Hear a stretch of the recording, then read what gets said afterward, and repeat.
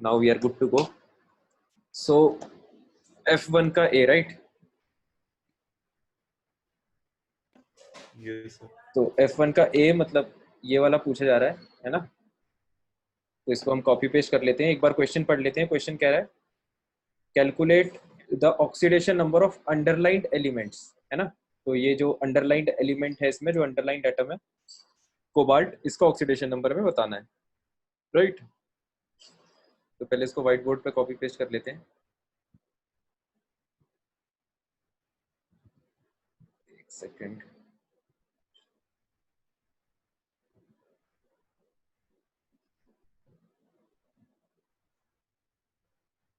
हाँ,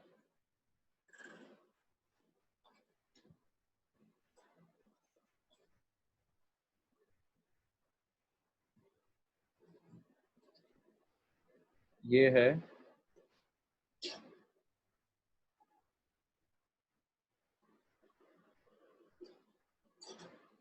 है exercise 1 part 1 section F question number F1, right? और कोबाल्ट का हमको ऑक्सीडेशन नंबर बताना है ना? तो ये क्वेश्चन है. देखो इसको देखते हैं. देखो पोटेशियम पे ऑक्सीडेशन नंबर कितना होता है? +1. या पोटेशियम का चार्ज +1 होता है. तो ये जो बची हुई यूनिट है ना, जो बची हुई यूनिट है, इस पे टोटल -1 चार्ज आना चाहिए, है ना? ये तो हमको देख के समझ में आ गया. ठीक है. इसका मतलब क्या हुआ कि ये जो बड़ा ब्रैकेट है ना, जो ये बड़ा ब्रैकेट लिखा हुआ है, इसके ऊपर -1 चार्ज टोटल आना चाहिए, है ना? अब बड़े ब्रैकेट में क्या क्या है? Cobalt cobalt C2O4 twice, NH3 twice, right? तो here we are being asked the oxidation number of cobalt. तो देखो इसमें इसको ऐसे करते हैं, इस तरह के क्वेश्चन को, है ना? टोटल चार्ज देखो -1 आना चाहिए पूरे ब्रैकेट पे. अब आप ग्रुप्स का ऑक्सीडेशन नंबर निकाल लो, है ना? एक NH3 पे कितना चार्ज होता है? 0, है ना? क्योंकि ये न्यूट्रल कंपाउंड है. अगर कोई कंपाउंड चार्ज होता है तो उस पर चार्ज इंडिकेट किया जाता है. जैसे कार्बोनेट एनायन, उस पर 2- चार्ज हम लिखते हैं, है ना? तो अगर किसी कंपाउंड पे कोई चार्ज नहीं लिखा हुआ, मतलब उस पर 0 चार्ज है. तो इसका मतलब ये हुआ कि NH3 पे 0 चार्ज है ना? तो 2 NH3 पे भी 0 चार्ज होगा. फिर नेक्स्ट हम बात करें C2O4 2 की. C2O4 अगेन देख के समझ में आ रहा है एक न्यूट्रल कंपाउंड है ना? तो इस पर कोई चार्ज नहीं आएगा, 0, है ना? C2O4, एक मिनट रुको, नहीं, ये जो C2O4 है, इस पर 2 नेगेटिव चार्ज होता है. इसका एक्चुअली हमें ये हम यहाँ पर, एक मिनट ध्यान देना सभी लोग. ये जो C2O4 है, इसकी बात कर रहे हैं अभी हम, है ना? इसका चार्ज हमें कैलकुलेट करना पड़ेगा. देखो एक ऑक्सीजन का ऑक्सीडेशन नंबर -2, है ना? मतलब 4 ऑक्सीजन का कितना हो जाएगा? 4 ऑक्सीजन का हो जाएगा total charge -8, right? Then carbon का चार्ज यहाँ पर होता है, कार्बन का चार्ज यहाँ पर होता है +3. कार्बन का जो चार्ज होता है या जो ऑक्सीडेशन नंबर होता है वो होता है +3. तो दो कार्बन का होता है +6, है ना? एक्चुअली ये जो क्वेश्चन है C2O4, ये अभी तुम लोगों से इसलिए नहीं बनेगा, मतलब फिलहाल के लिए तुम्हारे लिए आउट ऑफ सिलेबस इसलिए है क्योंकि इसको ऑक्सिलेट एनायन बोलते हैं, है ना? C2 जैसे कार्बोनेट को हम CO3 2- एनायन बोलते हैं, ऐसे ही C2O4 2-, इसको ऑक्सिलेट एनायन बोलते हैं. ठीक है, ऑक्सिलेट एनायन. ये जब हम ऑर्गेनिक केमिस्ट्री पढ़ेंगे तो उसमें काफी बार आएगा, ये काफी पॉपुलर एनायन है ना? अभी यहाँ पर दिक्कत ये है कि क्योंकि तुम लोगों ने ऑक्सिलेट आयन इससे पहले देखा नहीं है, तो तुम्हें इसका जो चार्ज है कि C2O4 का 2- चार्ज होता है, ये आप लोगों को पता नहीं होगा, है ना? तो वो यहाँ पे दिक्कत है. तो ठीक है, अभी मान लो कि आपको पता चल गया है कि एक ऑक्सिलेट पे कितना चार्ज होता है नेट, 2-, है ना? ये कैलकुलेट भी करके बता दिया. 4 ऑक्सीजन पे मिला के चार्ज -8, 2 कार्बन पे +6, तो इस तरह से एक ऑक्सीलेट पे 2 माइनस चार्ज होता है। कितने ऑक्सीलेट है टोटल? 2, तो 2 ऑक्सीलेट पे कितना चार्ज होगा कुल मिला के? -4, राइट। उसके बाद NH3 का हमें पता है ना, NH3 एक न्यूट्रल मॉलिक्यूल होता है, हमने एग्जांपल्स में भी लिखा है। हाइड्रोजन का ऑक्सीडेशन नंबर +1, तो 3 हाइड्रोजन का +3 टोटल, और नाइट्रोजन का हो जाता है -3, है ना। तो इस पे तो नेट चार्ज 0 होता है, ये हमें याद है, ठीक है। तो बस अब देखो यहाँ पे, तो दोनों का मिला के चार्ज कितना होगा? -4 और 0, मतलब -4, और टोटल चार्ज होना चाहिए कंपाउंड पे -1। इसका मतलब जो बचा हुआ +3 है वो किस पे आएगा? कोबाल्ट पे, है ना। तो +3 विल बी अवर आंसर, है ना। और ऑफ कोर्स ये क्वेश्चन अभी किसी से नहीं होगा, इसलिए क्योंकि आपको ऑक्सीलेट का पता नहीं था कि इस पे चार्ज 2 माइनस होता है, ठीक है। तो क्लियर हो गया क्या? किसको डाउट था? ये चंद्रभान? Yes sir. हाँ, तो अभी ये क्वेश्चन अपन से नहीं बनेगा, इसलिए क्योंकि अपन को ऑक्सीलेट का चार्ज नहीं पता था, है ना। Yes sir. ठीक है, शाबाश। और बताओ।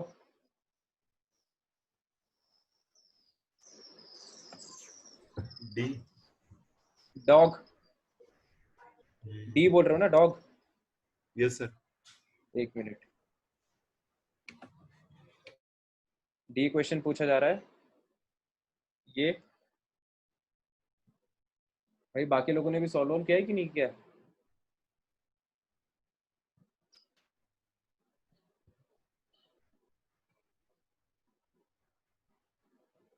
जब भी होमवर्क दिया जाएगा क्लास में, पहले होमवर्क की डिस्कस हुआ करेगा, है ना। होमवर्क हमारे लिए हमेशा हाई प्रायोरिटी पे रहा करेगा, क्योंकि स्टूडेंट की जो मेन लर्निंग है वो उसकी खुद की सेल्फ प्रैक्टिस से होती है ना। ये बात आप हमेशा ही ध्यान रखना। टीचर कितना भी अच्छा पढ़ा ले, बच्चे के दिमाग में तभी घुसेगा जब वो उस कॉन्सेप्ट पे कम से कम 10, 15, 20 सवाल लगाएगा, ठीक है। तो इसमें किसका निकालना हमको? आयरन का निकालना होगा, है ना। तो ये वाला भी वैसे ही है, Na2, ये बड़ा ब्रैकेट आ गया, FeCN5, और NO पे चार्ज दिया हुआ है इन्होंने प्लस, है ना। तो यहाँ पर हमको इसका निकालना है, आयरन का। तो वही बात है, सेम ऑक्सीडेशन नंबर से करते हैं, है ना। एक सोडियम पे चार्ज +1, है ना। तो 2 सोडियम पे कितना चार्ज हो जाएगा? टोटल +2। तो जब 2 सोडियम पे +2 चार्ज होगा और कंपाउंड पूरा न्यूट्रल है ना, पूरे कंपाउंड में कोई चार्ज नहीं है, इसका मतलब जब 2 सोडियम पे +2 चार्ज होगा तो ये जो स्क्वायर ब्रैकेट है इस पे कितना चार्ज होगा? -2, है ना। इसमें कोई डाउट तो नहीं है किसी को?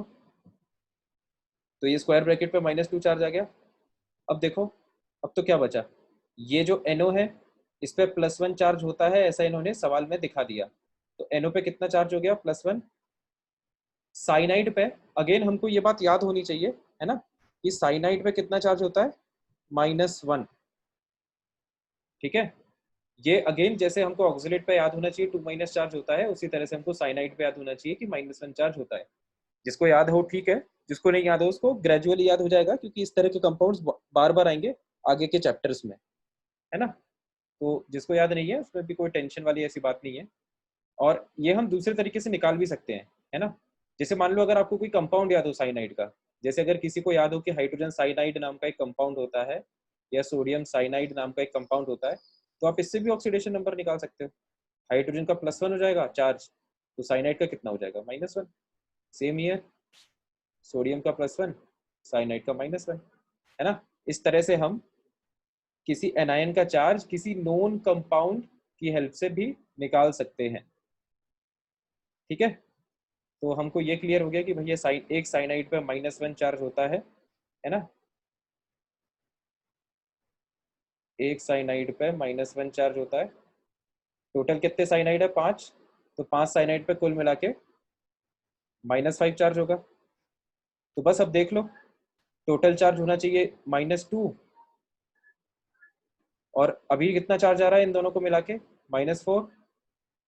और -2 होने के लिए आयरन पे कितना होना पड़ेगा चार्ज? आयरन पे होना पड़ेगा +2, है ना।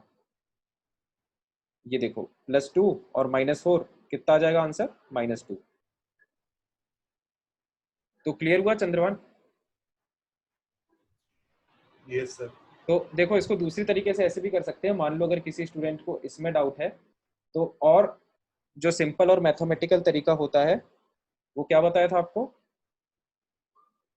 इसको मैं अगले पेज, अच्छा यहीं पे लिख लेते हैं। देखो जो दूसरा तरीका होता है ऑल्टरनेट मेथड, कि टोटल चार्ज आप कैलकुलेट कर लो, है ना।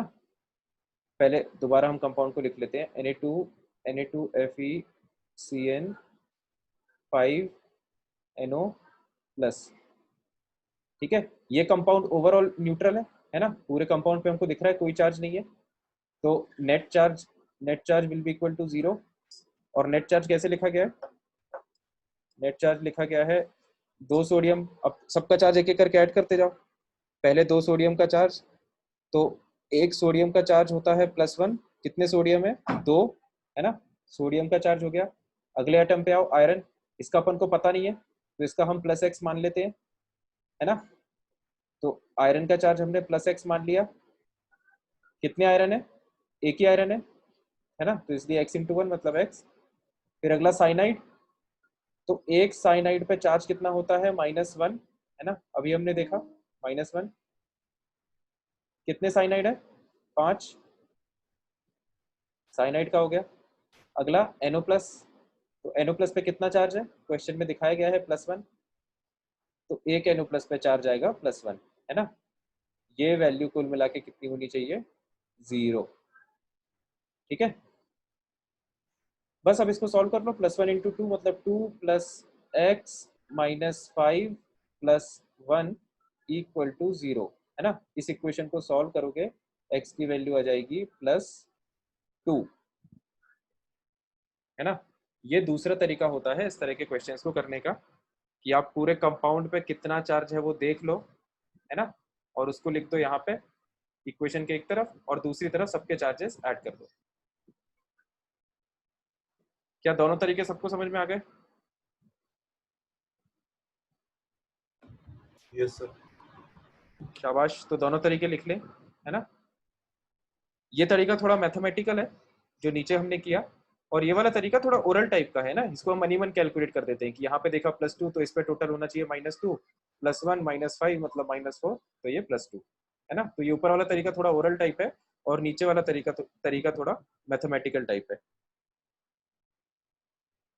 तो इसको नोट कर लो और बताओ।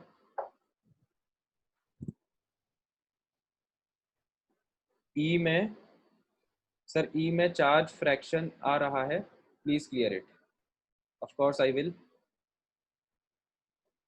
ई पार्ट की बात हो रही है F1 में, है ना, ई पार्ट, राइट। चार्ज फ्रैक्शन नहीं आ सकता क्या? आ सकता है, बिल्कुल आ सकता है, कोई दिक्कत नहीं है उसमें।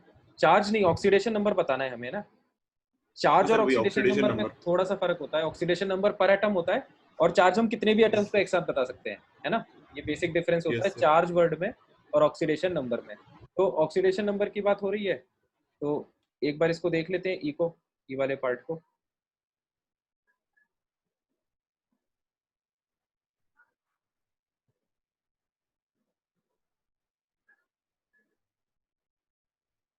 देखो ये है ई वाला पार्ट, है ना।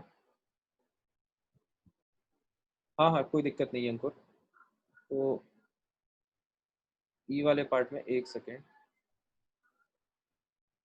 हाँ, तो ई वाले पार्ट में हमको Mn3O4 का बताना है ना। तो ये वाला सिंपल है, एक ऑक्सीजन पे चार्ज, एक ऑक्सीजन का ऑक्सीडेशन नंबर होता है -2, तो 4 का हो जाएगा -8, है ना।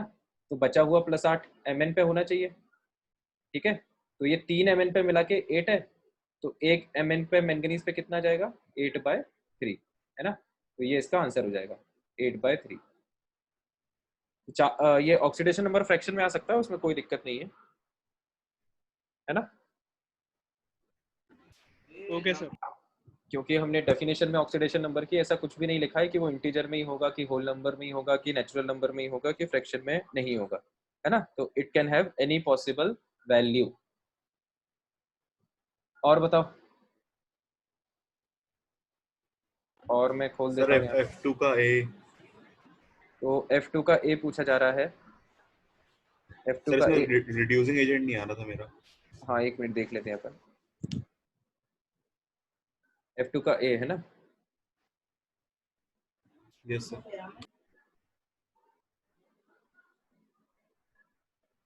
ध्यान दीजिए सभी लोग।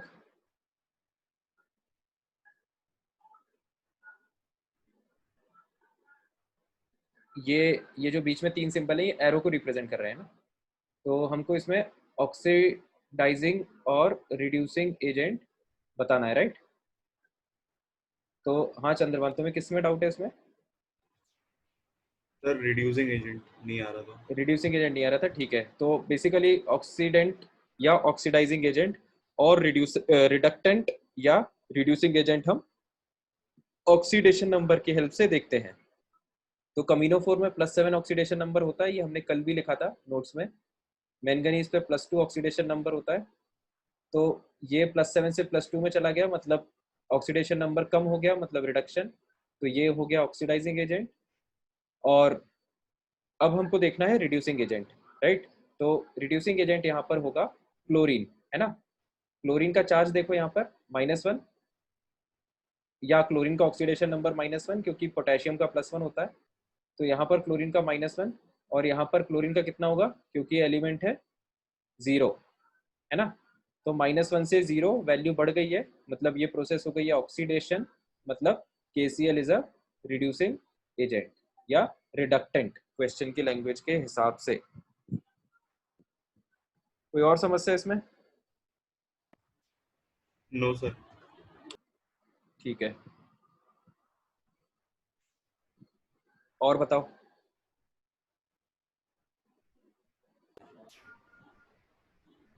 सर अब नहीं है डाउट मुझे। बाकी और किसी को कोई डाउट हो तो वो बोल सकता है या मैसेज में लिख सकता है। तो ठीक है, ये पार्ट 1 हो गया। अभी मैं पार्ट 2 खोल देता हूँ। ये रहा पार्ट 2, इसमें देख लो कोई डाउट हो तो। पार्ट 2 का सेक्शन है।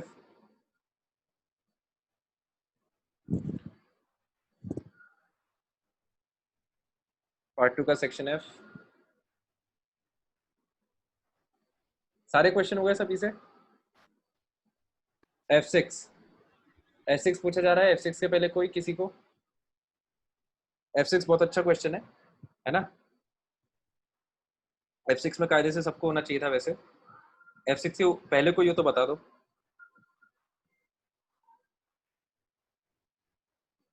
तो हम F6 देखते हैं, है ना। इसको कॉपी पेस्ट करते हैं।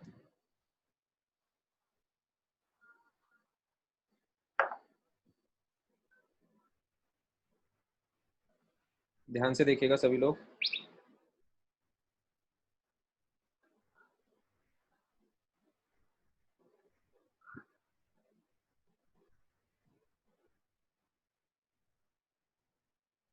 ये रहा question F6, right. F6, and this is what? Exercise 1, part 1, part 2, sorry, section F, है ना। तो F6 क्वेश्चन को हम देखते हैं। सभी लोग ध्यान से सुनना, बहुत अच्छा क्वेश्चन है ये। क्वेश्चन पढ़ते हैं। 1 mole of N2H4 loses 10 mole of electrons, है ना। तो इसको पढ़ते पढ़ते लैंग्वेज क्वेश्चन लिखते भी जाते हैं, है ना, क्योंकि बड़ा क्वेश्चन है ये। तो हम चाह रहे हैं कि दोबारा क्वेश्चन ना पढ़ना पड़े। तो 1 मोल ऑफ N2H4 की बात हो रही है ना। N2H4 का 1 मोल लूजेस 10 मोल ऑफ इलेक्ट्रॉन्स। तो ये कुछ इलेक्ट्रॉन्स लूज कर रहा है, कितने? 10 मोल, है ना। ऐसा क्वेश्चन कह रहा है अभी तक। To form a new compound Y, जिससे कि एक नया कंपाउंड Y फॉर्म होता है। Assuming that all the nitrogen appears in the new compound. जितना भी नाइट्रोजन है यहाँ पर, ध्यान दीजिएगा, जितना भी नाइट्रोजन है यहाँ पर, है ना, वो पूरा का पूरा किस में चला गया? इस नए कंपाउंड में चला गया, है ना। ऑल नाइट्रोजन, ठीक है। तो what is the oxidation state of nitrogen in Y? है ना। तो Y में नाइट्रोजन के ऑक्सीडेशन स्टेट की बात हो रही है। तो देखो सीधी सी बात यह है भैया कि N2H4 जो है जब वो इलेक्ट्रॉन लूज करेगा तो अभी जो कंपाउंड बनेगा वो भी क्या होगा, वो भी N, उसमें भी नाइट्रोजन एटम्स होंगे और हाइड्रोजन एटम्स होंगे, राइट। अब कितने नाइट्रोजन एटम्स होंगे, 2, और हाइड्रोजन एटम कितने होंगे, पता नहीं। ठीक है, क्यों नहीं पता, देखो ये थोड़ा सा समझने वाली बात है यहाँ पे। क्वेश्चन की लैंग्वेज ध्यान से पढ़ो। क्वेश्चन कह रहा है कि जितना भी नाइट्रोजन इसमें था वो पूरा का पूरा इसमें चला गया, है ना। जितना भी नाइट्रोजन इसमें था वो पूरा का पूरा इसमें चला गया। तो पूरा का पूरा कैसे जाएगा, जब ये फॉर्मूला होगा तभी तो जाएगा, है ना। तो कंपाउंड का फॉर्मूला ये होगा, ठीक है। और नाइट्रोजन पूरा इसमें चला जाएगा और हाइड्रोजन पूरा इसमें चला जाएगा, ठीक है। इसमें एक्चुअली ये जो टू है, टू टू लिखना इसको सही नहीं है, एक मिनट रुको, इसको टू लिखना सही नहीं है, इसको हम वाई लिख लेते हैं, है ना। क्यों, इसको देखो मैं एक सिंपल केस से समझाता हूँ, सब लोग ध्यान से समझना, ये थोड़ा सा समझने वाली बात है। कुछ कुछ पीओसी के टाइप की बात हो रही है ना। कि जैसे मान लो क्वेश्चन ऐसा दिया होता कि CO2 जो CO2 से मान लो C2O4 बन रहा है ना। ध्यान से सुनना सभी लोग, ये वाला केस है ना। कोई ऐसी हमको रैंडम रिएक्शन दी है जिसमें कहा गया है कि कार्बन डाइऑक्साइड से ये C2O4 कोई कंपाउंड बन रहा है ना। और कार्बन डाइऑक्साइड हमको दिया हुआ है क्वेश्चन में 10 मोल, और क्वेश्चन ने ये बोला है कि जितना भी कार्बन है कार्बन डाइऑक्साइड का वो पूरा का पूरा ऑक्सिलेट में चला गया, मतलब इसमें चला गया C2O4 में, ठीक है। तो अब ऐसा जरूरी नहीं है कि इस मॉलिक्यूल में अगर कार्बन एक था तो इस मॉलिक्यूल में भी कार्बन एक होगा, है ना। कार्बन का मॉलिक्यूल चेंज हो सकता है, अमाउंट उस हिसाब से एडजस्ट हो जाएगा। कहने का क्या मतलब है कि अगर ये 10 मोल है तो देखो ये हो जाएगा 5 मोल, है ना। तो अभी भी अगर आप कार्बन एटम के मोल्स की बात करो, कार्बन एटम के मोल्स इस साइड कितने हैं, एक मॉलिक्यूल में एक कार्बन एटम है और कितने मॉलिक्यूल्स हैं, 10 मोल। तो कार्बन एटम्स भी कितने होंगे, 10 मोल, है ना। ये सब हम मोल कंसेप्ट की बात कर रहे हैं। एक मॉलिक्यूल में 2 कार्बन एटम्स हैं, कितने मॉलिक्यूल्स हैं, 5 मोल। तो कार्बन एटम्स कितना हो जाएगा, डबल, डबल ऑफ 5 मोल मतलब 10 मोल, है ना। ये बेसिकली हमने वही वाला फॉर्मूला लगाया, एटम और मॉलिक्यूल्स के जो नंबर में रिलेशन होता है ना, moles of A is equal to X into moles of A X B Y, है ना। अगर आपको किसी ए एटम के मोल्स निकालने हैं किसी मॉलिक्यूल में तो उसके सबस्क्रिप्ट से मल्टीप्लाई कर दो। तो वही किया है यहाँ पे, है ना। 5 मोल्स, C2O4 के मोल्स कितने थे, 5, इसको 2 से मल्टीप्लाई कर दिया कार्बन के सबस्क्रिप्ट से कार्बन के मोल्स निकालने के लिए। तो ये बात सबको याद आ गई क्या, ये दोनों वैल्यू क्लियर हो गए, 10 मोल 10 मोल कैसे आए। Yes sir.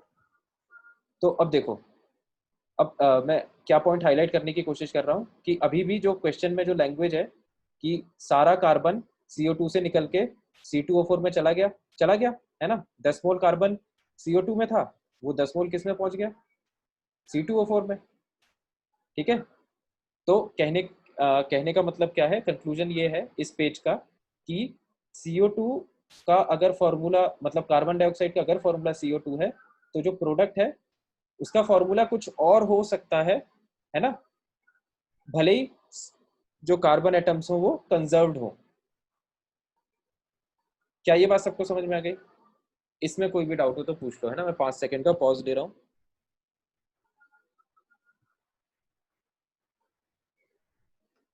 तो आई होप इसमें किसी को डाउट नहीं है। तो अब सेम चीज मैं यहाँ पे कह रहा था, मैं ये कह रहा था यहाँ पर कि यहाँ पर N2H4 लिखा है, तो ये जो कंपाउंड है इसका फॉर्मूला NYHX होगा, है ना। क्योंकि हम ये नहीं बता सकते कि इस मॉलिक्यूल में कितने नाइट्रोजन एटम और कितने हाइड्रोजन एटम्स होंगे, ठीक है। तो हमने जनरल वैल्यू मान ली y और x, ठीक है। हाँ लेकिन ये बात सही है कि जितना नाइट्रोजन एटम इसमें है वो सारे के सारे नाइट्रोजन एटम्स इसमें चले जाएंगे, है ना। ऐसा क्वेश्चन में दिया हुआ है, ठीक है। तो ये हमारा कंपाउंड वाई हो गया, है ना।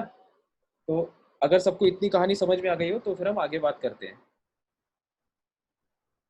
तो अब देखो, ध्यान से देखना, अब हमको निकालना क्या है यहाँ पे, हमको निकालना है oxidation state of nitrogen in compound Y. तो हमको निकालना है कि यहाँ पर इस कंपाउंड में जो नाइट्रोजन है उसका ऑक्सीडेशन नंबर क्या होगा, ठीक है। ये हमारे लिए अननोन है ना। तो भैया ऑक्सीडेशन नंबर किसी एटम का अगर हमको निकालना होता है तो उसके लिए हमें उस मॉलिक्यूल में दूसरे एटम का ऑक्सीडेशन नंबर पता होना चाहिए, ठीक है। हाँ रेडमी, में एक ये क्वेश्चन एक्सप्लेन कर दूं फिर रिप्लाई करता हूँ तुम्हारे क्वेश्चन का। तो नाइट्रोजन एटम का अगर हमें किसी एक एटम का ऑक्सीडेशन नंबर निकालना होता है तो उसके लिए हमें दूसरे एटम का ऑक्सीडेशन नंबर पता होना चाहिए और साथ में हमें नंबर ऑफ एटम्स भी पता होने चाहिए, ठीक है। अब यहाँ पर दिक्कत ये कि हाइड्रोजन का ऑक्सीडेशन नंबर पता है अपन को +1 है, लेकिन नंबर नहीं पता x, और नाइट्रोजन का भी नंबर नहीं पता y, है ना। तो फिर हम ऐसे डायरेक्ट तो ऑक्सीडेशन नंबर निकाल नहीं पाएंगे यहाँ पे, तो हमको यहाँ पे कुछ जुगाड़ करना पड़ेगा। तो अब देखो इसमें जुगाड़ कैसे होती है, अब ध्यान देना। यहाँ पर पहले तो हमको स्टोइशियोमेट्री का यूज करना पड़ेगा, है ना। क्वेश्चन कह रहा है कि 1 मोल N2H4 10 मोल इलेक्ट्रॉन लूज करता है ना। इसका मतलब ये हुआ कि, ध्यान दीजिएगा, काफी समझने वाला पॉइंट है ये। अगर इसका कोएफिशिएंट 1 है N2H4 का, तो इसका कोएफिशिएंट कितना होगा बताओ, कितना होना चाहिए इसका।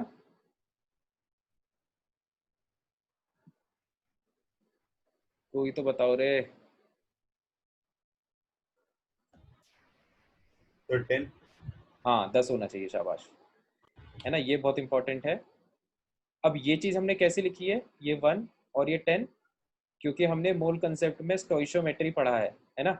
स्टोइशियोमेट्री में हमने यही चीज पढ़ी थी कि अगर इसके 1 मोल से इसका 10 मोल प्रोड्यूस हो रहा है, इसका मतलब क्या है कि स्टोइशियोमेट्रिक कोएफिशिएंट्स में भी तो यही रिलेशन होगा ना। इसके 1 मॉलिक्यूल से इसका 10 मॉलिक्यूल प्रोड्यूस होंगे, तभी तो इसके 1 मोल से इसका 10 मोल प्रोड्यूस हो रहा है, ठीक है।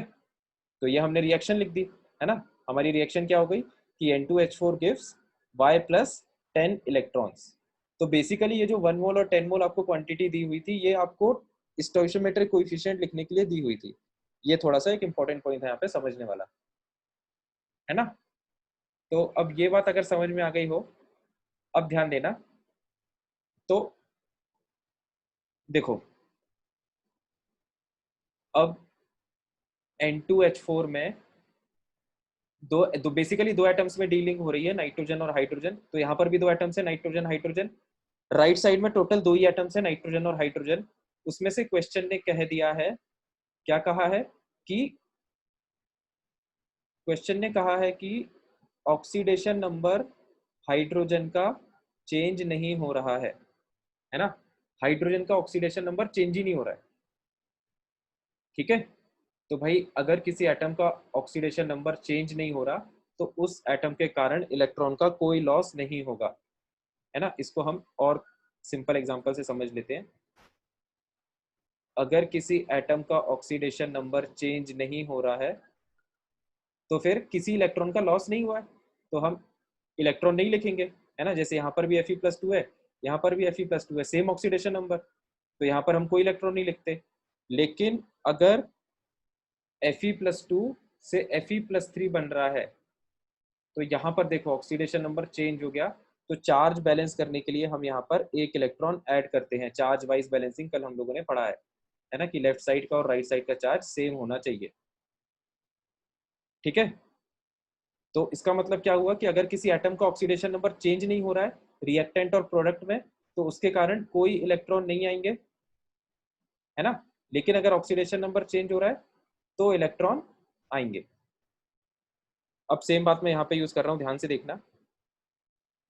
देखो सभी लोग ध्यान दें, यहाँ पे बहुत इंपॉर्टेंट है। हाइड्रोजन का ऑक्सीडेशन नंबर सवाल ने कह दिया कि चेंज नहीं हो रहा है, इसका मतलब ये जो इलेक्ट्रॉन्स आ रहे हैं प्रोडक्ट में, ये हाइड्रोजन के कारण नहीं आ रहे, है ना। हाइड्रोजन का ऑक्सीडेशन नंबर सेम है इस कंपाउंड में भी और इस कंपाउंड में भी। ऑक्सीडेशन नंबर किसका चेंज हो रहा होगा? नाइट्रोजन का ऑक्सीडेशन नंबर चेंज हो रहा होगा। यहाँ पर नाइट्रोजन का ऑक्सीडेशन नंबर कुछ और होगा और यहाँ पर नाइट्रोजन का ऑक्सीडेशन नंबर कुछ और होगा। तो ये जो डिफरेंस है, इस डिफरेंस के को अकोमोडेट करने के लिए यहाँ पर 10 इलेक्ट्रॉन्स प्रोडक्ट में नजर आ रहे हैं। ठीक है, तो जब अपन को ये बात समझ में आ गई तो बस अब हम क्वेश्चन को खत्म करते हैं। तो जितने इलेक्ट्रॉन्स 10 इलेक्ट्रॉन आ रहे हैं वो बेसिकली नाइट्रोजन एटम्स के कारण आ रहे हैं। तो अब देखो, एक N2H4 में, एक N2H4 से हमको 10 इलेक्ट्रॉन मिलते हैं, है ना। ध्यान से सुनना एकदम, एक N2H4 से 10 इलेक्ट्रॉन मिलते हैं। तो एक नाइट्रोजन एटम पे कितना चार्ज है यहाँ पे, या कितना ऑक्सीडेशन नंबर है, उसको निकाल लेते हैं। देखो, हाइड्रोजन का ऑक्सीडेशन नंबर +1 जनरली, है ना। तो 4 हाइड्रोजन का कितना हो जाएगा, 4 हाइड्रोजन का हो जाएगा +4।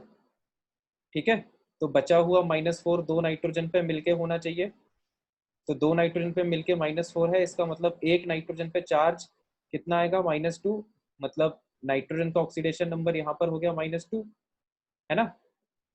अब यहाँ पर नाइट्रोजन का ऑक्सीडेशन नंबर -2 हो गया, और यहाँ पर कितना है ऑक्सीडेशन नंबर, तो इसको हम मान लो, इसको हम ए मान लेते हैं ना। यहाँ पर नाइट्रोजन का ऑक्सीडेशन नंबर है, मान लो +A। ठीक है, तो देखो एक नाइट्रोजन का चार्ज यहाँ पे -2 है और यहाँ पर +A है, तो चार्ज में कितना इंक्रीमेंट हुआ है, A-2 का, है ना, सॉरी A+2 का। ठीक है, A+2 का इंक्रीमेंट हुआ है एक नाइट्रोजन एटम के लिए, और इसके करस्पॉन्डिंग 5 इलेक्ट्रॉन्स आना चाहिए। रुको, ये वाली स्टेप मैं और थोड़ा डिटेल में लिख देता हूँ, ऐसे समझ में नहीं आएगी, है ना। दोबारा देखना ध्यान से। ऑक्सीडेशन नंबर हमने इस कंपाउंड में नाइट्रोजन एटम का +A मान लिया है, जो हमको निकालना है। ठीक है, इसको मैं चलो दूसरे तरीके से समझाता हूँ और सिंपल तरीके से, अब इससे समझ में आ जाएगा। यहाँ पे सभी लोग ध्यान दें। देखो, ये हमने यहाँ पर एक इलेक्ट्रॉन कैसे लिखा था, ये 1 वैल्यू कैसे आई, हमने प्रोडक्ट का चार्ज देखा, उसको हमने रिएक्टेंट के चार्ज से माइनस किया, है ना, +3 -+2, ये वैल्यू आई 1, है ना। इसका मतलब क्या हो गया कि राइट साइड में, रिएक्टेंट साइड में 1 यूनिट पॉजिटिव चार्ज ज्यादा है, तो इसलिए हमने एक इलेक्ट्रॉन ऐड कर दिया, है ना। अब ध्यान से देखना, अगर ये रिएक्शन ऐसी लिखी होती, Fe+2 gives Fe+5 plus n electrons, तो n की वैल्यू कितनी आएगी यहाँ पे, सभी लोग प्राइवेटली आंसर दें चैट में, कोई भी बोल के नहीं बताएगा।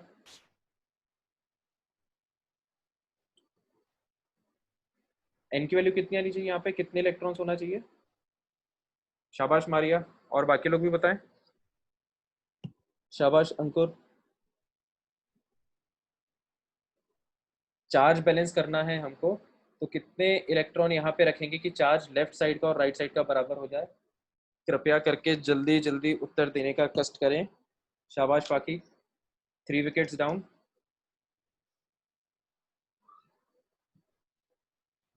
जल्दी जल्दी बताओ भाई, ये समझना बहुत जरूरी है, तभी हम आगे आगे का पॉइंट तभी समझ में आएगा। शाबाश चंद्रभान। चलो ठीक है, तो मैं बता देता हूँ, है ना। देखो, यहाँ पे हमको देख के समझ में आ रहा है, लेफ्ट साइड में टोटल +2 चार्ज है, तो राइट साइड में भी टोटल +2 चार्ज होना चाहिए। तो इसका अगर +5 है, तो यहाँ पर आप 3 इलेक्ट्रॉन जोड़ दो, है ना। तो n की वैल्यू कितनी हो जाएगी, 3, है ना। इसको ऐसे भी देख सकते हो, या इसको ऐसे भी निकाल सकते हो कि भाई लेफ्ट साइड का चार्ज कितना है, +2, राइट साइड का कितना है, +5, और प्लस इलेक्ट्रॉन का कितना चार्ज होता है, -1, और कितने इलेक्ट्रॉन्स हैं, n। तो ये इक्वेशन सॉल्व कर दो, दोनों दोनों तरफ का चार्ज हमने बराबर कर दिया, तो 2 = 5 - n, तो n की वैल्यू हो जाएगी 3। ऐसे भी आप निकाल सकते हो, ठीक है, इक्वेशन बना के। तो अब देखो, हाँ मैं बस 2 मिनट बताता हूँ। वही क्वेश्चन खत्म कर दिया। तो हाँ, तो हम ये बात कह रहे थे कि अब देखो हम क्वेश्चन खत्म कर रहे हैं, हमको ऑक्सीडेशन नंबर निकालना था ए का, और हमको ये पता है कि 10 इलेक्ट्रॉन का ट्रांसफर हो रहा है। तो ये 10 इलेक्ट्रॉन कहाँ से आ रहे होंगे? अब देखो दोनों तरफ का चार्ज बैलेंस कर दो। तो देखो नाइट्रोजन एटम, नाइट्रोजन एटम पे कितना चार्ज है यहाँ पर? एक नाइट्रोजन एटम पे -2 चार्ज है, और कितने नाइट्रोजन एटम है? 2। तो टोटल चार्ज -4। अब यहाँ पर ये बात इंपॉर्टेंट है कि हम हाइड्रोजन को कंसीडर नहीं कर रहे हैं। क्यों? क्योंकि अभी हमने डिस्कस किया कि जिस एटम का ऑक्सीडेशन नंबर चेंज नहीं होता है ना, इलेक्ट्रॉन्स भी उसके कारण नहीं आते हैं। ठीक है, तो इसलिए हम यहाँ पे हाइड्रोजन एटम नहीं कंसीडर कर रहे हैं, केवल नाइट्रोजन एटम कंसीडर कर रहे हैं। तो यहाँ पे नाइट्रोजन एटम के कारण चार्ज आ रहा है -4। अब यहाँ पे देखो कितना आएगा। तो यहाँ पर 2 नाइट्रोजन एटम है, तो यहाँ पर भी 2 नाइट्रोजन एटम होंगे, और उन दो, वो जो 2 नाइट्रोजन एटम है उन पे चार्ज कितना आ गया? +A एक पे, तो 2 पे 2 इंटू +A हो जाएगा। और 10 इलेक्ट्रॉन, एक इलेक्ट्रॉन के कारण -1 चार्ज आता है। कितने इलेक्ट्रॉन है टोटल? 10। बस ये इक्वेशन सॉल्व कर लो, तो ये अपना आ जाएगा कितना? ए की वैल्यू इसको सॉल्व होकर आ जाएगी +3, है ना। ए की वैल्यू सॉल्व होकर आ जाएगी +3। ठीक है, तो ये हमने 2 क्यों लिखा है यहाँ पे? ये सीधी सी बात है कि बेसिकली ये जो दो नाइट्रोजन है, इन्हीं के कारण चार्ज आ रहा है 10 इलेक्ट्रॉन, है ना। तो 2 नाइट्रोजन के कारण 10 इलेक्ट्रॉन का चार्ज आ रहा है। तो यहाँ पर भी हमने 2 नाइट्रोजन लिए, और वही 2 नाइट्रोजन हम यहाँ पे लेंगे, है ना। तो -4 को हम ऐसे भी लिख सकते थे, 2 इंटू -2, है ना। इसको हम ऐसे भी लिख सकते थे, एक स्टेप और बढ़ाना हो तो 2 into -2 will be equal to 2 into +A plus -1 into 10। तो ये मैथमेटिकल तरीका हो गया क्वेश्चन को करने का। इसको हम ओरली भी कर सकते थे। ध्यान से सुनना सभी लोग, है ना। तो देखो ओरली कैसे कर सकते हैं।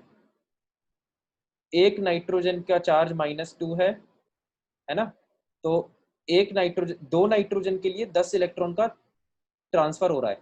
इसका मतलब एक नाइट्रोजन के लिए 5 इलेक्ट्रॉन का हो रहा होगा, है ना। तो जब एक नाइट्रोजन के लिए 5 इलेक्ट्रॉन का ट्रांसफर हो रहा होगा, इसका मतलब एक नाइट्रोजन का चार्ज 5 यूनिट बढ़ रहा होगा जब वो प्रोडक्ट में जा रहा होगा, तो है ना। तो -2 से 5 यूनिट बढ़ाओ, कितना आंसर आएगा?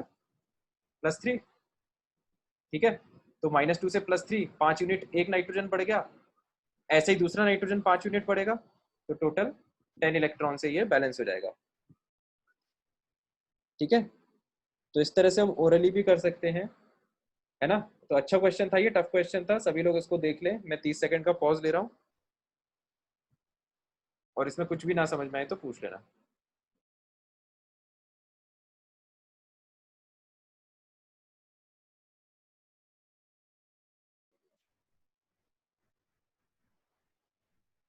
अंकुर ने पूछा है कि sir please clear that here why we have combined hydrogen with nitrogen, why we have combined hydrogen with nitrogen, can't be it separated from it, that is formation of new compound. मतलब तुम ऐसा कह रहे हो क्या कि अपन hydrogen को नए कंपाउंड में से हटा दें, अंकुर?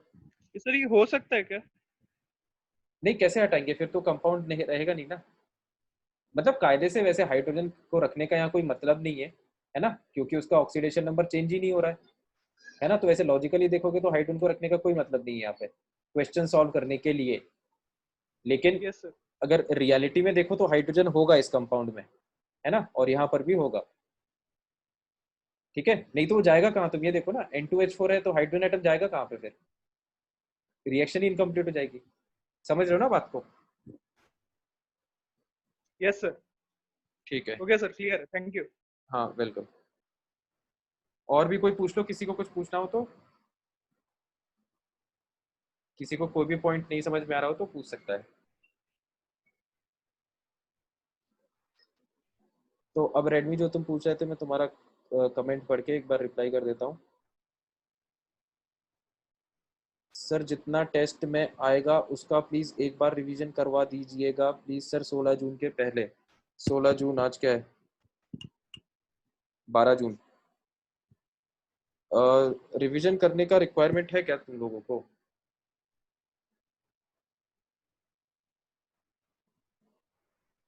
तो तुम ऐसा करो ना, अगर तुम लोगों ने वीडियोस देख लिए हैं, मतलब नोट्स वगैरह बना लिए हैं, जिस टॉपिक में तुम्हें प्रॉब्लम लग रही है वो वाला पूछ लेना, है ना?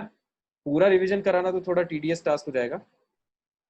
ठीक है, तो तुम ऐसा करना ना, तुम मुझे कॉल कर लेना अभी क्लास के बाद, है ना? तो फिर अपन थोड़ा और अच्छे से डिस्कस कर लेंगे तुम्हें क्या समस्या आ रही है। चैट में उतना डिस्कशन हो नहीं पाएगा। तो अपन अभी आगे बढ़ते हैं। तो ठीक है, आई होप सबको ये क्वेश्चन अब क्लियर हो गया है ना?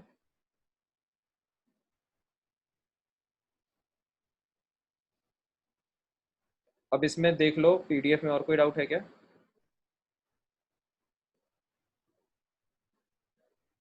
ठीक है, तो फिर सेक्शन एफ अपना डिस्कशन कंप्लीट हो चुका है। अभी हम वापस नोट्स पे आते हैं। तो मुझे उम्मीद थी आप लोगों से कि आप लोगों ने कल बैलेंसिंग वाला सेक्शन अच्छे से पढ़ के उसके रूल्स सही से याद कर लिए होंगे, और मुझे उम्मीद है कि मेरी उम्मीदों पे सभी लोग खड़े उतरे होंगे, है ना? तो एक बार हम लोग उसको फटाफट रिवाइज कर लेते हैं शॉर्ट में, ध्यान से देखना। Balancing balancing redox balancing redox reaction की बात हो रही थी।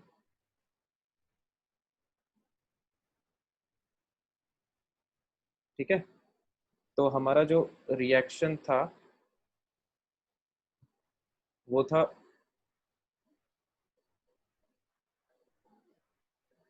क्या था? एक तो कम्बिनोफोर प्लस एक और कंपाउंड क्या था यार? एक तो H2SO4 था। FeSO4। हाँ, FeSO4 और इससे हमारा बन रहा था Fe2SO4 3, Monso4, H2O और K2SO4, है ना? तो बेसिकली इस रिएक्शन को बैलेंस करने की बात हो रही थी। तो देखो, इसकी मैं तुम्हें हाइलाइट्स बता देता हूँ कि इसको इसमें अपन करते क्या है ना? एकदम लॉजिकली समझने की कोशिश करना तो तुम्हें स्टेप्स याद रहेंगे। तो बात यह है कि बेसिकली हमें इसमें वो वाले स्पीशीज पकड़ने होते हैं जिसका ऑक्सीडेशन नंबर चेंज हो रहा है ना? क्योंकि जो इलेक्ट्रॉन आएंगे वो उन्हीं एटम्स के कारण आते हैं जिनका, एक्सक्यूज मी, जिनका ऑक्सीडेशन नंबर चेंज होता है, जैसा अभी इस क्वेश्चन में भी हमने देखा यहाँ पर, है ना? इलेक्ट्रॉन्स उन्हीं के कारण आते हैं जिनका ऑक्सीडेशन नंबर चेंज होता है। तो इलेक्ट्रॉन लाने के लिए हमें उन एटम्स पे फोकस करना पड़ेगा जिनका ऑक्सीडेशन नंबर चेंज होता है ना? तो थोड़ी देर के लिए हम नॉन चेंजिंग ऑक्सीडेशन नंबर वाले एटम्स या आयंस को इग्नोर कर देते हैं, है ना? जिसके लिए आपको याद होगा हमने स्टार्टिंग में कुछ आयंस जैसे कि पोटाशियम, हाइड्रोजन, सल्फेट, है ना, सल्फेट सल्फेट, इन सबको हमने क्या कर दिया था? इग्नोर। ठीक है, तो ये इतने आयंस थे जिनको हमने रिएक्शन में फिर कंसीडर किया था। उसके बाद हम क्या करते हैं, जैसा कि हमारी हेडिंग है आयन इलेक्ट्रॉन मेथड या हाफ सेल मेथड, हम दो हाफ सेल्स बनाते हैं, है ना? हेडिंग से ये स्टेप ध्यान में रखना। दो हाफ सेल्स बनाए जाते हैं, एक ऑक्सीडेशन वाला, एक रिडक्शन वाला। ठीक है, तो ऑक्सीडेशन वाली रिएक्शन यहाँ पे लिख दी जाती है, रिडक्शन वाली यहाँ पे लिख दी जाती है, अलग अलग। अब हमारा नेक्स्ट टारगेट ये होता है कि हम इन दोनों को अलग अलग बैलेंस करेंगे, और जब दोनों बैलेंस हो जाएंगे तो बाद में इनको फिर से जोड़ देंगे एक दूसरे से। ठीक है, तो अब बैलेंस करने के स्टेप्स रहते हैं। तो बैलेंस करने के स्टेप्स आपको शॉर्ट में ऐसे याद रखना है कि बैलेंस करने के लिए सबसे पहले सबसे पहले कौन से एटम्स बैलेंस किए जाते हैं? Non oxygen and hydrogen. सबसे पहले non oxygen and hydrogen atoms balance किए जाते हैं, उसके बाद अगले अगले ऑक्सीजन एटम्स बैलेंस किए जाते हैं, ऑक्सीजन विथ वाटर, है ना? और अगला थर्ड स्टेप में हाइड्रोजन विथ H+। ठीक है, ये स्टेप्स आती हैं बीच में बैलेंसिंग में, है ना? ये तीन स्टेप्स लगातार आती हैं एक के बाद एक। ठीक है, तो पहले हम non oxygen non hydrogen atoms, उसके बाद ऑक्सीजन एटम्स वाटर लगा के, फिर हाइड्रोजन एटम H+ लगा के। ठीक है, ये ये किस लिए यूज होता है? ये एटम वाइज बैलेंसिंग के लिए यूज होता है। जब हम ये 3 स्टेप्स खत्म कर देते हैं तो दोनों जो रिएक्शंस है, ऑक्सीडेशन वाली और रिडक्शन वाली, वो एटम वाइज बैलेंस हो चुकी होती है इन 3 स्टेप्स के बाद। अगली स्टेप बचती है क्या? चार्ज वाइज बैलेंसिंग, है ना। अगली स्टेप होती है चार्ज वाइज बैलेंसिंग। तो चार्ज वाइज बैलेंसिंग हम कैसे करते हैं? इलेक्ट्रॉन लगा के, ठीक है। तो इलेक्ट्रॉन हम दोनों रिएक्शंस में लगाते हैं, है ना। चार्ज वाइज बैलेंसिंग हमने डिटेल में देखा था पिछले लेक्चर में। तो इलेक्ट्रॉन हम इस तरह से लगाते हैं कि दोनों रिएक्शन चार्ज वाइज बैलेंस हो जाए, ठीक है। तो इलेक्ट्रॉन लगाने के बाद अब रिएक्शन दोनों तरीके से बैलेंस हो गई है, एटम वाइज भी बैलेंस हो गई है, चार्ज वाइज भी बैलेंस हो गई है, ठीक है। तो बैलेंसिंग कंप्लीट हो गई। अब क्या करना है अपन को? अपन ने जो कबाड़ा किया था उसको साफ भी करना है। तो साफ करने के लिए अब हमने ये जो दोनों रिएक्शंस अलग किए थे इनको मर्ज करने की जरूरत है। मर्ज कर कैसे करेंगे? ऐसे करेंगे कि इलेक्ट्रॉन्स दोनों रिएक्शन के कैंसिल हो जाए, है ना। दोनों रिएक्शंस को हम इस तरह से ऐड करते हैं कि इनके इलेक्ट्रॉन्स कैंसिल हो जाए, ठीक है। तो इलेक्ट्रॉन्स कैंसिल होने के लिए इलेक्ट्रॉन्स होना चाहिए सेम। इलेक्ट्रॉन सेम करने के लिए हम दोनों दोनों रिएक्शन को एक नंबर से मल्टीप्लाई करते हैं, ठीक है। तो उनके इलेक्ट्रॉन सेम हो जाते हैं, दोनों रिएक्शंस को हम ऐड कर देते हैं, तो इलेक्ट्रॉन कैंसिल आउट हो जाते हैं और हमारा एक आयोनिक इक्वेशन बन जाता है, जो कि क्या होता है, जो कि क्या होता है, कंप्लीटली बैलेंस्ड, है ना। वो कंप्लीटली बैलेंस्ड होता है लेकिन वो आयोनिक होता है, ठीक है। आयोनिक क्यों होता है? क्योंकि उसमें जो हमने एटम्स स्टार्टिंग में इग्नोर किए थे वो अभी तक नहीं जोड़े गए हैं, ठीक है। तो बस लास्ट स्टेप ये होता है कि जो हमने पहली स्टेप में एटम्स को इग्नोर कर दिया था, लास्ट में उन एटम्स को या उन पार्ट्स को उनकी जगह पर वापस फिट कर दो, है ना। तो बस इतनी बातें थी, ठीक है। तो एकदम एकदम इसकी लॉजिकल है, मतलब स्टेप्स, है ना। आपको कायदे से स्टेप्स रटने की जरूरत नहीं पड़ना चाहिए।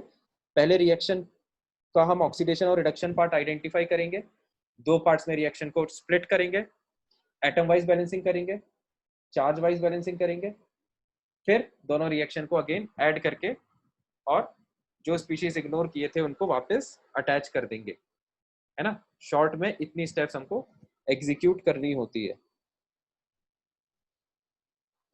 तो अब किसी को कोई भी डाउट हो कल के लेक्चर में तो वो पूछ लें, और अभी जो हमने समरी डिस्कस की, ये चाहो तो ये समरी भी नोट कर सकते हो, इस तरह से आपको याद रखना है समराइज्ड फॉर्म में, है ना। नॉन ये 3 स्टेप्स इंपॉर्टेंट है ना, यहीं पर है जो स्टूडेंट जनरली भूल जाता है।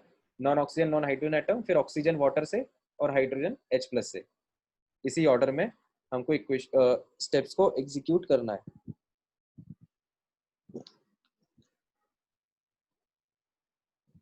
तो अगर किसी को कोई समस्या नहीं है तो फिर मैं अगला सवाल देता हूँ, ठीक है। तो अगला सवाल लिखो।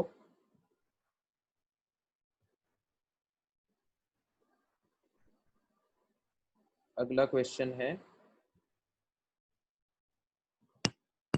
आपको इस इक्वेशन को बैलेंस करना है। Cr2O7 2 अभी यहाँ पर मैं आयोनिक इक्वेशन दे रहा हूँ, है ना। पूरी कंप्लीट इक्वेशन नहीं दे रहा, आयोनिक इक्वेशन ही दे रहा हूँ, बस इसी को बैलेंस करना है अपन को, ठीक है।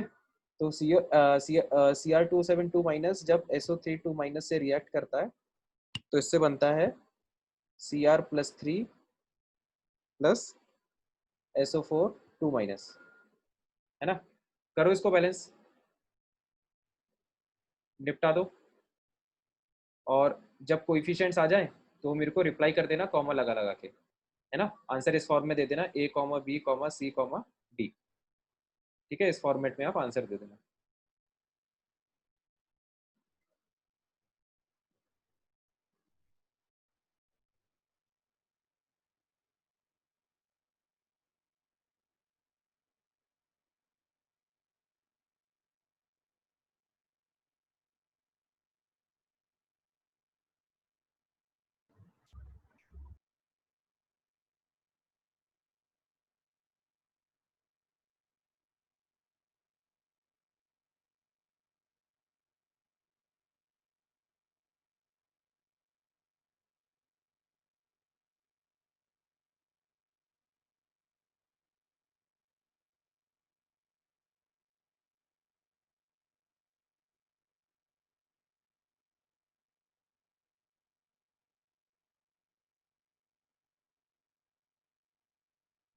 अच्छा, यहाँ पर एक और बात इंपॉर्टेंट है ना, सभी लोग 2 मिनट और ध्यान दे बस।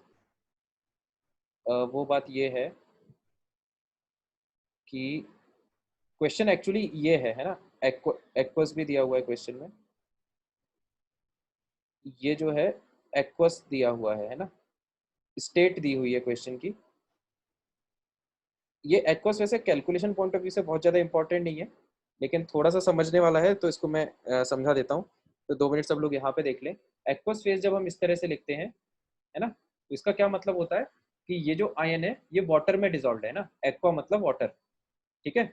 जिस तरह से हम लिखते हैं ना H2, ये हमने 9th 10th में भी पढ़ा होगा, H2 gas reacts with O2 gas to give water liquid, है ना। तो ये जो हम नीचे ब्रैकेट में लिखते हैं वो उस स्पीशीज की स्टेट को इंडिकेट करता है ना। तो यहाँ पर जब हमने ये लिखा है हमने यहाँ पे एक्वस फेज, तो ये इनकी स्टेट को इंडिकेट कर रहा है। कैसे कि ये जो आयन है ये पानी में तैर रहा है और ये भी पानी में तैर रहा है, मतलब बेसिकली वाटर में हमने इन दोनों स्पीशीज को मिक्स किया, तो ये प्रोडक्ट जनरेट हो गए, तो ये भी वाटर में जनरेट होंगे, है ना। तो सारी रिएक्शन एक्वस फेज में हो रही है। तो हमेशा ही जितनी भी रिएक्शंस हम यहाँ पर पढ़ेंगे, रेडॉक्स रिएक्शंस, वो सब एक्वस फेज में होगी, ठीक है।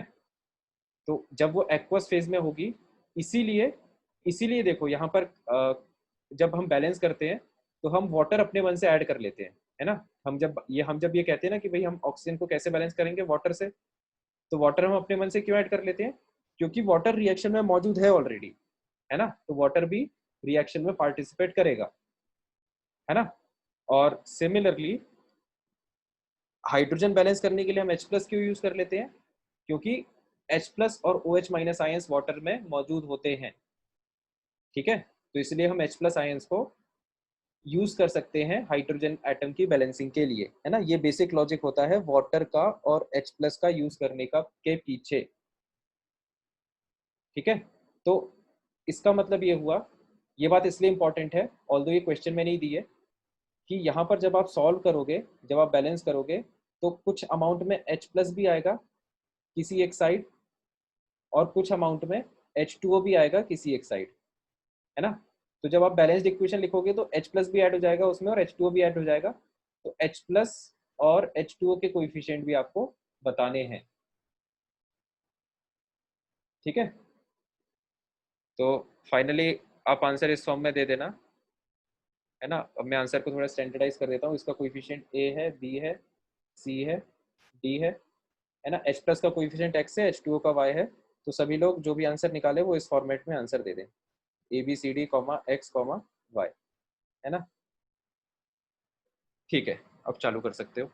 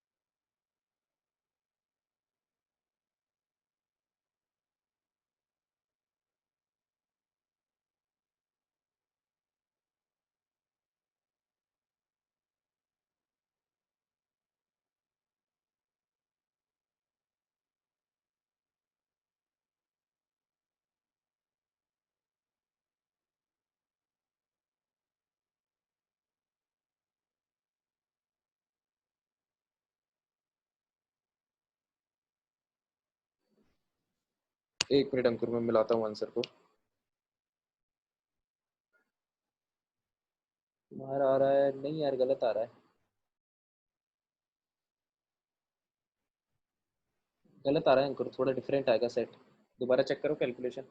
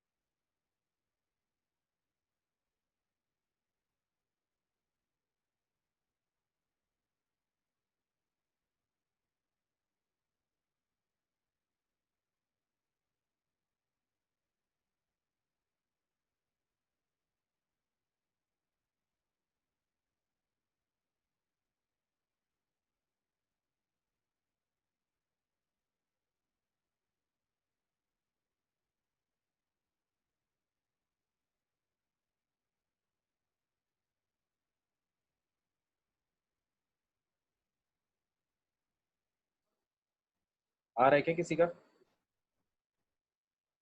किसी को लग रहा है उसका आने वाला है?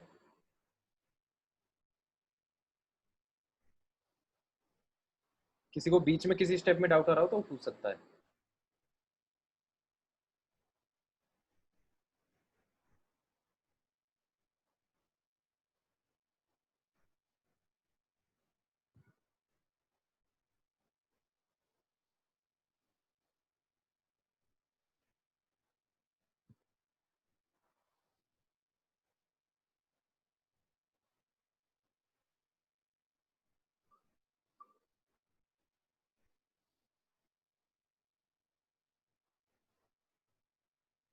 तो मैं ये वाला क्वेश्चन बता देता हूँ, है ना। एक और क्वेश्चन दूंगा अगला, वो तुम लोग ट्राई कर लेना, ठीक है। क्योंकि मुझे ऐसा लग रहा है कि तुम लोगों का आंसर शायद नहीं आने वाला है। देखो, है ना, पहले तो रब कर देते हैं, जैसा क्वेश्चन था उसी फॉर्मेट में इसको छोड़ देते हैं। हाँ कोई बात नहीं, अपन देख लेते हैं ना। देखो, क्वेश्चन आपके सामने, एक इम्पॉर्टेंट बात, दो तरह से पेश हो सकता है ना। ये क्वेश्चन अभी ऐसे प्रिंटेड है, ये हो सकता है इस तरह से भी प्रिंटेड हो सकता था। कैसे? एक सेकंड रुको। ये क्वेश्चन ऐसे भी हो सकता था, K2Cr2O7 plus H2SO3 gives Cr2O3 plus H2SO4, है ना। क्वेश्चन को, सेम क्वेश्चन, यही वाला क्वेश्चन है, इसको इस तरह से भी रिप्रेजेंट किया जा सकता था, है ना। दोनों रिप्रेजेंटेशन में फर्क क्या है वो चीज मैं हाईलाइट कर देता हूँ। जो हमने पिछला क्वेश्चन, पिछला एग्जांपल जो हमने देखा था, वो एक कंप्लीट रिएक्शन थी, है ना। Complete reaction as in compounds के फॉर्म में वो रिएक्शन थी जिसमें अनवांटेड या वैसे एटम्स या आयंस भी इंक्लूडेड थे जिनका ऑक्सीडेशन नंबर चेंज ही नहीं हो रहा है ना। तो जैसे पोटेशियम अनवांटेड है, इसका हमेशा +1 होता है, तो जो प्रोडक्ट यहाँ पे जनरेट होगा उसमें भी इसका +1 होगा, है ना। हो सकता है एक और प्रोडक्ट जनरेट हो रहा हो यहाँ पे K2SO4, ठीक है, वो यहाँ पे मेंशन नहीं है ना। तो अपन इसको क्या करते, अपन जब ऑक्सीडेशन नंबर कैलकुलेट करते तो अपन को ये समझ में आ जाता कि इसको अपन को इग्नोर करना है ना, पोटेशियम को हमको इग्नोर करना है। तो जब पोटेशियम को हम हटा दे तो Cr2O7 पे 2- चार्ज आ जाता है, 2H+ को हटाते तो इस पे 2- आ जाता, 3 ऑक्सीजन को हटाते कैलकुलेट करते तो क्रोमियम पे कितना ऑक्सीडेशन नंबर आ जाता, +3, है ना। इसी तरह से सल्फेट पे जाता 2-, ठीक है। तो बेसिकली हमने किया क्या है, ये जो क्वेश्चन आपके सामने प्रिंटेड है ये ऑलरेडी इसमें वैसे स्पीशीज या वैसे एटम्स इग्नोर कर दिए गए हैं जिनका ऑक्सीडेशन नंबर चेंज नहीं हो रहा है ना। मतलब एक स्टेप इसमें ऑलरेडी सॉल्व करके दिए क्वेश्चन में, ठीक है। तो ये बात हमें थोड़ा इंपॉर्टेंट है यहाँ पर कि अभी आपको वो वाली स्टेप इसमें चेक नहीं करना है कि भैया कौन सा आइटम हम ढूंढें जिसका ऑक्सीडेशन नंबर चेंज नहीं होगा, है ना। अब यहाँ पे चेक करके भी देख सकते हो, ठीक है। चेक जब करोगे तो देखो ऑक्सीडेशन नंबर हम निकाल लेते हैं। तो 7 ऑक्सीजन पे चार्ज कितना, -14, 7 ऑक्सीजन पे चार्ज होता है -14। तो एक इसको ऐसे कर लेते हैं, एक ऑक्सीजन पे चार्ज होता है -2, तो 7 ऑक्सीजन पे कितना हो जाएगा, -14, है ना, -14। तो बचा हुआ +14 किस पे आना चाहिए, 2 क्रोमियम पे। बचा हुआ +14 नहीं, बचा हुआ +12। क्यों +12 क्यों आएगा, क्योंकि यहाँ पे देखो 2- चार्ज है ना। इसका मतलब 2 यूनिट नेगेटिव चार्ज हमको एक्स्ट्रा छोड़ना है। तो बचे हुए 2 क्रोमियम पे +12 चार्ज आएगा, इसका मतलब 1 क्रोमियम पे कितना चार्ज आएगा, ऑक्सीडेशन नंबर क्रोमियम का हो गया +6, ठीक है। अब इसी तरह हम यहाँ पे आए, ऑक्सीजन का ऑक्सीडेशन नंबर हमको पता है -2 होता है, मतलब 3 ऑक्सीजन का हो जाएगा -6, और 2 यूनिट नेगेटिव चार्ज एक्स्ट्रा छोड़ना है, मतलब पॉजिटिव चार्ज आएगा +4 बचे हुए पे। और बचा हुआ क्या है, एक सल्फर, तो सल्फर का ऑक्सीडेशन नंबर हो गया +4, है ना। इस तरफ आए क्रोमियम, इसका ऑक्सीडेशन नंबर +3 है ही दिख रहा है। सल्फर सल्फेट, इसका हमको याद हो गया, इतनी बार हमने कर लिया है। ऑक्सीजन का ऑक्सीडेशन नंबर इसमें आता है -2 और सल्फर का आता है +6। तो ये देखो, ये हमने सारे ऑक्सीडेशन नंबर्स लिख लिए। अब आप जब इसको ध्यान से देखोगे तो यहाँ पे ये पता चलेगा कि क्रोमियम का ऑक्सीडेशन नंबर भी चेंज हो रहा है, +6 से +3, रिडक्शन।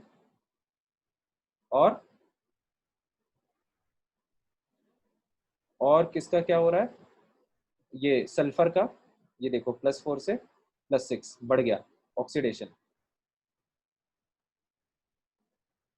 ऑक्सीडेशन, ठीक है। तो देखो यहाँ पर दोनों ही स्पीशीज, ये भी, इसका भी ऑक्सीडेशन नंबर चेंज हो रहा है और इसका भी चेंज हो रहा है ना। तो कहने का मतलब ये कि ये जो क्वेश्चन दिया हुआ है ये ऑलरेडी इसमें वैसे स्पीशीज इग्नोर कर दिए गए हैं जिनका ऑक्सीडेशन नंबर चेंज नहीं हो रहा है, ठीक है। तो हमें यहाँ पर अब पहली स्टेप में दिमाग नहीं लगाना है, ठीक है। तो हमें क्या करना है अब यहाँ पे, आई होप ये बात सबको समझ में आ गई होगी। तो सीधी सी बात ये है कि क्वेश्चन जब भी आयोनिक फॉर्म में दिया हो ना, आयोनिक फॉर्म का मतलब क्या है, ये जैसे 2- चार्ज हमको दिख रहा है +3 2-, इसका मतलब उसने पहली 2 स्टेप सॉल्व करके दिए, तो हमको आगे दिमाग स्प्लिट करने में नहीं लगाना है, मतलब एक एटम्स को इग्नोर करने में दिमाग नहीं लगाना है, ठीक है।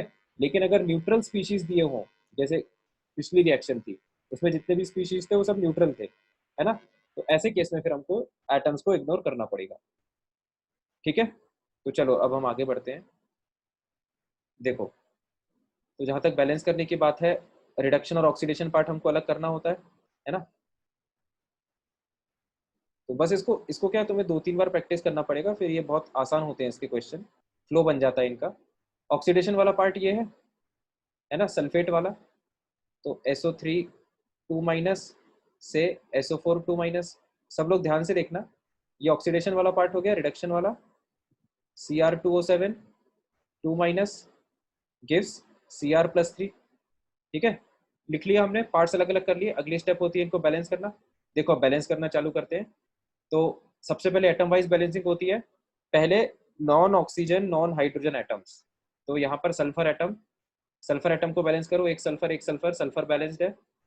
क्रोमियम एटम को बैलेंस करो, 2 क्रोमियम, यहाँ पर 1 क्रोमियम है, सामने लगा दो 2, क्रोमियम एटम बैलेंस हो गया।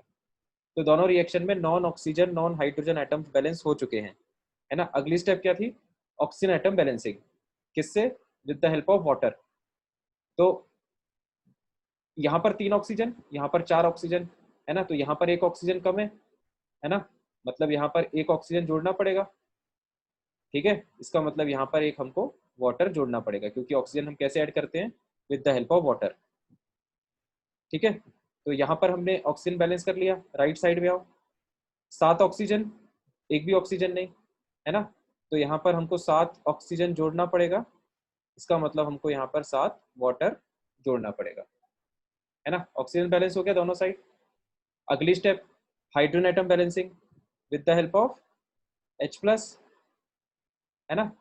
तो अब H+, देखो यहाँ पर लेफ्ट साइड में 2 हाइड्रोजन, राइट साइड में 0 हाइड्रोजन, तो इसका मतलब राइट साइड में हमको 2 हाइड्रोजन ऐड करना पड़ेगा, है ना।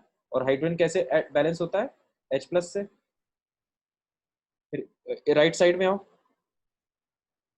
एक भी हाइड्रोजन नहीं, यहाँ पर कितना, 7 2 जा 14, 14 हाइड्रोजन, तो इसका मतलब लेफ्ट साइड में हमको 14 हाइड्रोजन ऐड करने पड़ेंगे, और हाइड्रोजन H+ से बैलेंस होता है। ठीक है, एटम वाइज बैलेंसिंग कंप्लीट हो गई। चार्ज वाइज बैलेंसिंग पे आ जाओ। चार्ज वाइज बैलेंसिंग में हमको नेट चार्ज देखना पड़ता है। देखो लेफ्ट साइड में 0 चार्ज प्लस 2 चार्ज, दो यूनिट नेगेटिव चार्ज, तो लेफ्ट साइड का चार्ज आ गया 2 यूनिट नेगेटिव।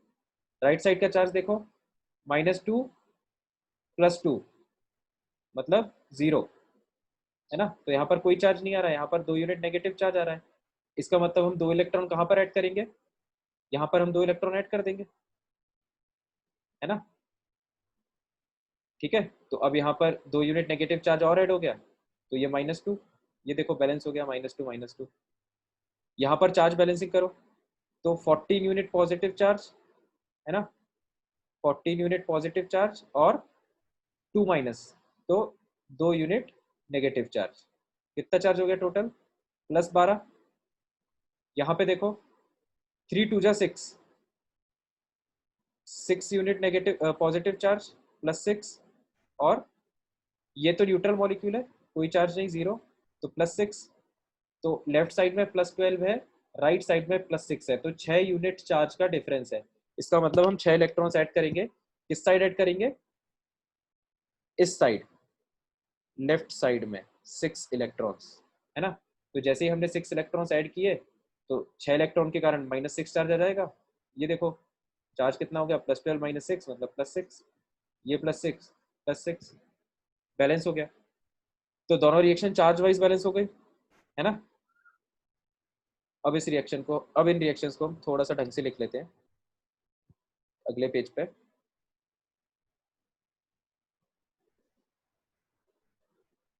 तो ये H2O + SO3 2- ऑक्सीडेशन वाली साइड है, H2O + SO3 2- that will give what, sulphate +2H++ 2 electrons, है ना, सल्फेट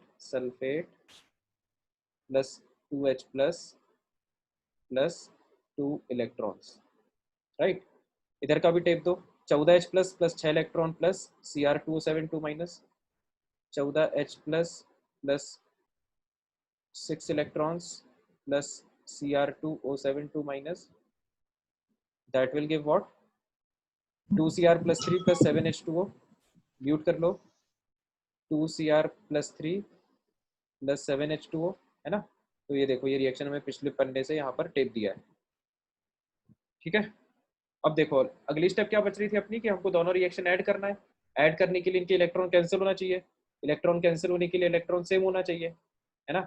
यहाँ पर है 6 इलेक्ट्रॉन, यहाँ पर है 2 इलेक्ट्रॉन, तो यहाँ पर 6 इलेक्ट्रॉन बना दो। तो इसका मतलब इस रिएक्शन को कितने से मल्टीप्लाई करेंगे हम, इंटू 3। तो जब इस रिएक्शन को 3 से आप मल्टीप्लाई करोगे, तो जो हमारी अपडेटेड रिएक्शन है वो हो जाएगी सब में 3 का गुणा कर दो, 3H2O plus 3SO3 2 minus gives 3SO4 2 minus plus 6H plus 6 electron, right, है ना। तो यहाँ पर ये देखो 6 इलेक्ट्रॉन बन गए, यहाँ पर भी 6 इलेक्ट्रॉन है, इसमें तो कुछ मल्टीप्लाई करने की जरूरत नहीं है, दोनों रिएक्शन को ऐड कर दो, ठीक है।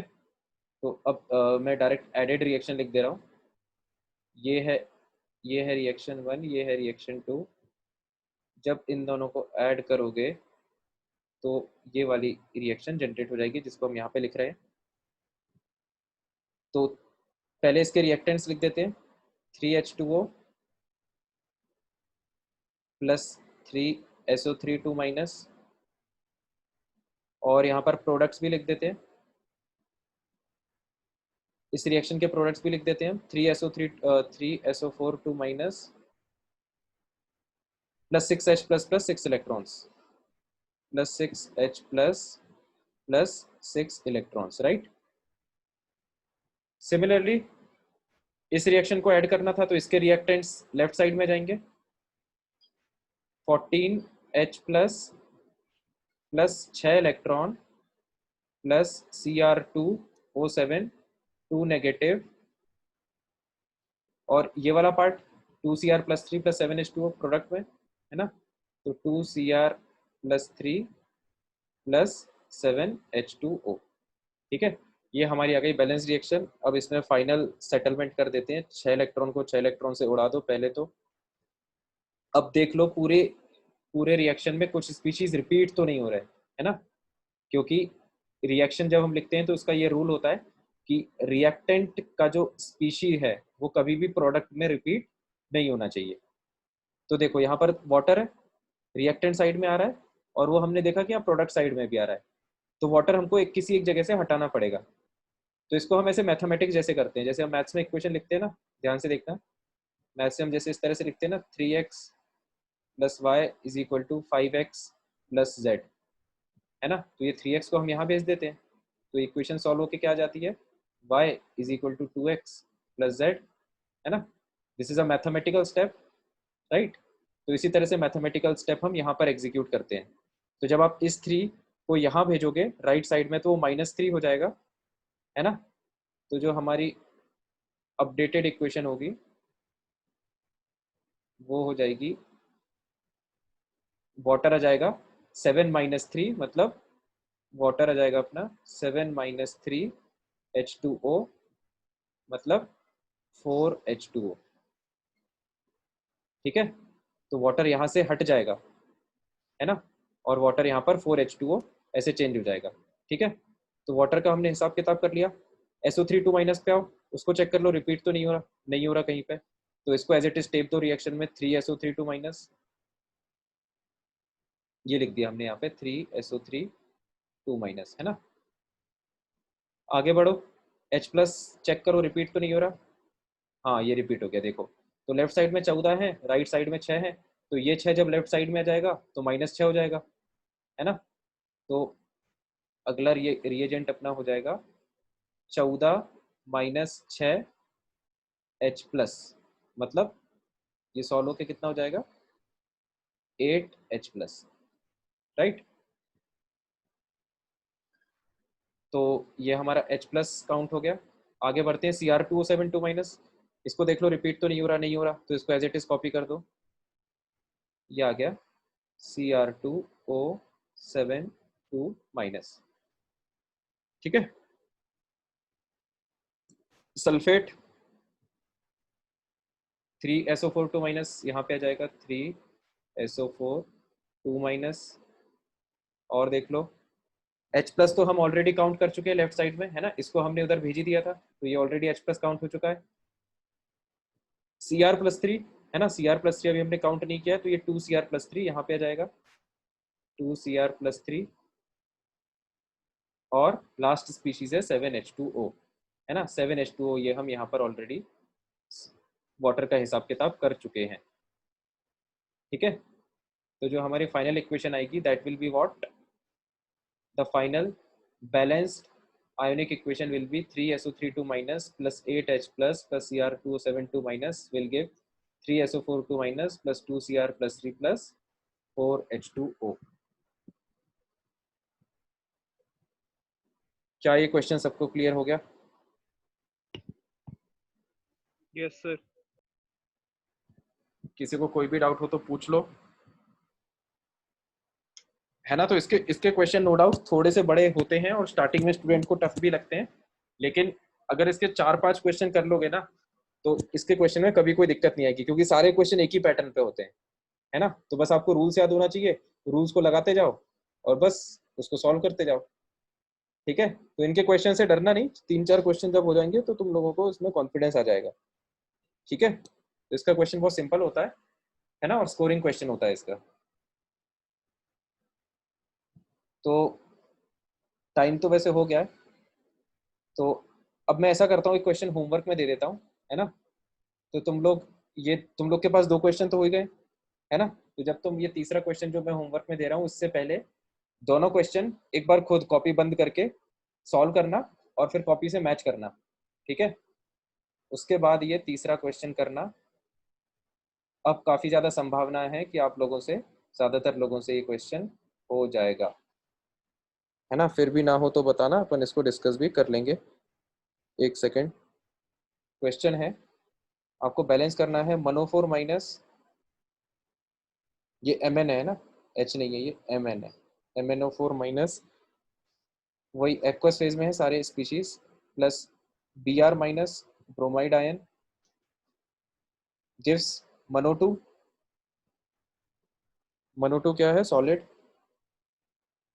प्लस BrO3 माइनस एक्वस, ठीक है। तो ये सॉलिड और एक्वस से अपन को कंफ्यूज नहीं होना है ना। जब आप रिएक्शन बैलेंस करोगे तो देखो, जैसा पिछले क्वेश्चन में H प्लस और H2O ऑटोमेटिकली आ गए थे, ऐसे ही इसमें भी H प्लस और H2O ऑटोमेटिकली आएंगे, है ना, क्योंकि हम उनका यूज करते हैं बैलेंसिंग के दौरान, तो वो ऑटोमेटिकली ऐड हो ही जाते हैं, ठीक है। तो बस नॉर्मल बैलेंसिंग करना है, रूल्स फॉलो करते हुए इसको बैलेंस करना, और फिर नेक्स्ट क्लास में मैं इसका आंसर बताऊंगा, ठीक है। सर MnO2 पे कोई चार्ज नहीं है? MnO2 का क्या? सर MnO2 पे कोई चार्ज तो नहीं है? नहीं नहीं, MnO2 पे कोई चार्ज नहीं है ना। Okay sir. ठीक है, तो फिर इसको ट्राई करना, तो बाकी मिलते हैं फिर अपन नेक्स्ट क्लास में, है ना। Good night everyone, thank you sir. Welcome यार।